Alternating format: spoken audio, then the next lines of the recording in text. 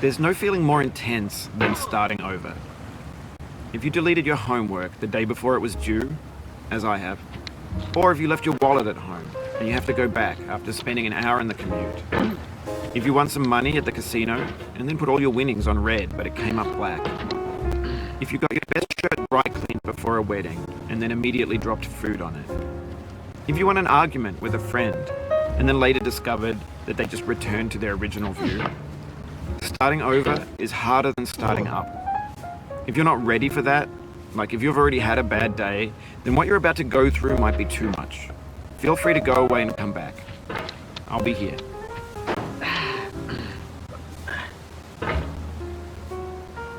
Alright, thanks for coming with me on this trip. I'll understand if you have to take a break at any point. Just find a safe place to stop and quit the game. And don't worry, I'll save your progress, always, even your mistakes.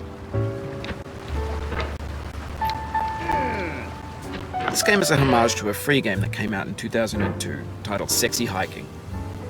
The author of that game was Jazzuo, a mysterious Czech designer who was known at the time as the father of B games.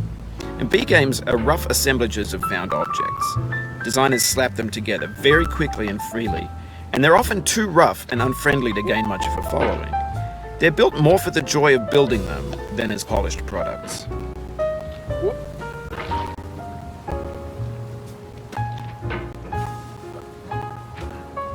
In a certain way, Sexy Hiking is the perfect embodiment of a B game. It's built almost entirely out of found and recycled parts, and it's one of the most unusual and unfriendly games of its time. In it, your task is simply to drag yourself up a mountain with a hammer. That act of climbing, in the digital world or in real life, has certain essential properties that give the game its flavor. No amount of forward progress is guaranteed. Some cliffs are too sheer or too slippery, and the player is constantly, unremittingly in danger of falling and losing everything.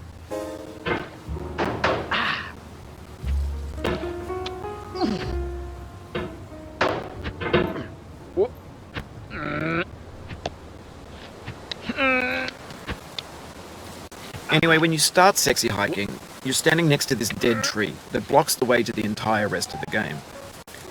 It might take you an hour to get over that tree, and a lot of people never got past it. You prod and you poke at it, exploring the limits of your reach and your strength, trying to find a way up and over. And there's a sense of truth in that lack of compromise. Most obstacles in video game worlds are fake. You can be completely confident in your ability to get through them once you have the correct method or the correct equipment or just by spending enough time. In that sense, every pixelated obstacle in Sexy Hiking is real.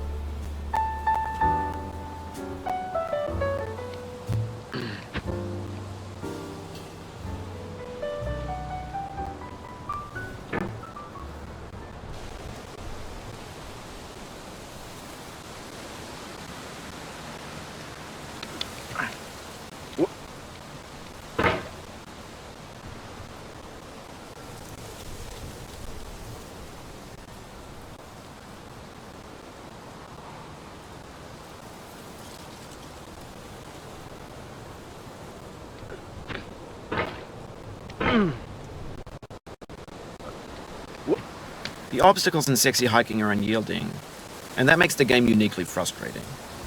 But I'm not sure Jazzuo intended to make a frustrating game. The frustration is just essential to the act of climbing, and it's authentic to the process of building a game about climbing. A funny thing happened to me as I was building this mountain. I'd have an idea for a new obstacle, and I'd build it, test it, and it would usually turn out to be unreasonably hard. But I couldn't bring myself to make it easier. It already felt like my inability to get past the new obstacle was my fault as a player rather than as a builder. Imaginary mountains build themselves from our efforts to climb them, and it's our repeated attempts to reach the summit that turns those mountains into something real.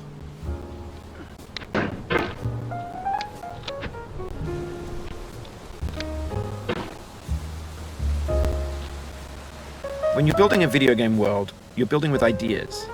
And that can be like working with quickset cement. You mold your ideas into a certain shape that can be played with, and in the process of playing with them, they begin to harden and set until they're immutable, like rock.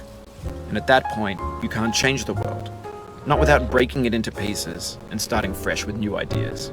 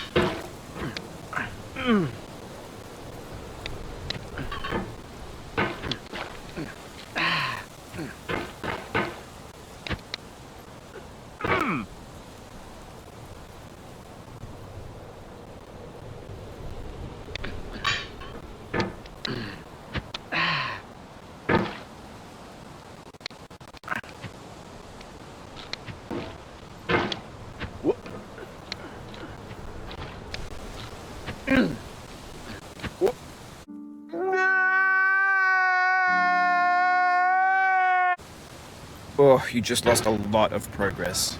That's a deep frustration, a real punch in the gut.